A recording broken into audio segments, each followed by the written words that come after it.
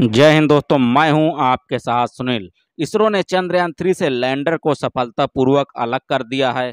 तो वहीं propulsion module इसी धुरी पर घूमते हुए इसरो को कई अहम जानकारियां आने वाले कई सालों तक देता रहेगा। भारतीय अंतरिक्ष अनुसंधान संस्थान मतलब इसरो ने चंद्रयान 3 के लैंडर को सफलतापूर्वक प्रोपल्शन मॉड्यूल से अलग कर दिया है। इसका मतलब यह हुआ कि लैंडर आगे की यात्रा अकेले ही तय करेगा। इसरो के मुताबिक आने वाले 6 दिन लैंडिंग के लिए बहुत जरूरी हैं, क्योंकि यहाँ लैंडर को कई अहम पड़ाव काफी तेजी के साथ पार करने हैं। इसके अलावा इसरो ने बताया कि इसी बीच प्रोपल्शन मॉड्यूल लगातार इसी धुरी पर घूमते हुए इसरो के पृथ्वी की कई अहम जानकारियां आने वाले कई सालों तक देता रहेगा। यह पेलोड आने वाले कई सालों तक पृथ्वी के वायुमंडल का स्पेक्ट्रोस्कोप अध्ययन करने के लिए जानकारी भेजेगा। इसके अलावा पृथ्वी पर बादलों के बनने और उसकी दिशा की सटीक जानकारी भी प्रदान करेगा। भारतीय अंतरिक्ष अनुसंधान संगठन ने घोषणा की है कि चंद्रयान 3 का मिशन का विक्रम लैंडर प्रोपल्शन मॉड्यूल से सफलतापूर्वक अलग हो गया है और 23 अगस्त 2023 को उसके चंद्रमा के दक्षिणी ध्रुव पर सॉफ्ट लैंडिंग की उम्मीद है। 14 जुलाई 2023 को लॉन्च किया गया है। चंद्रयान 3 मिशन 2019 के चंद्रयान 2 मिशन का फॉलोअप है।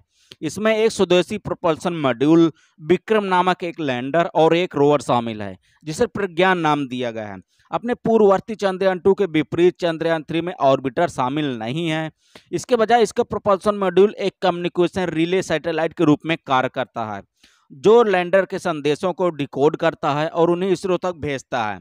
विक्रम लैंडर, जिसका नाम भारतीय अंतरिक्ष कार्यक्रम के जनक डॉक्टर विक्रम ए साराभाई के नाम पर रखा गया है, को चंद्रयान दिवस तक काम करने के लिए डिजाइन किया गया है, जो पृथ्वी के लगभग 14 दिनों के बराबर होता है। लैंडर चंद्रमा की कक्षा में अपने स्वयं के कार्यों को तब तक अंजाम देता रहेगा जब तक वह चंद्रमा की सतह पर पहुंच नहीं जाता और सॉफ्ट लैंडिंग कर नहीं लेता। इन दोनों के अलावा चंद्रयान 2 ऑर्बिटर, जो अब भी चंद्रमा के चारों ओर परिक्रमा कर रहा है, भारत की चंद्रमा पर उपस्थिति को बढ़ाता है। 2379 किलोग्राम के कक्षीय द्रव्यमान और सौर किरणों के लिए 1000 वाट बिजली पैदा करने में सक्षम यह बॉक्स आकार का यान है। भारतीय डीप स्पेस नेटवर्क और लैंडर के साथ संचार करता है। इन 3 अंतरिक्ष यानों के साथ भारत स्पेस एक्सप्लोरेशन में महत्वपूर्ण प्रगति कर रहा है।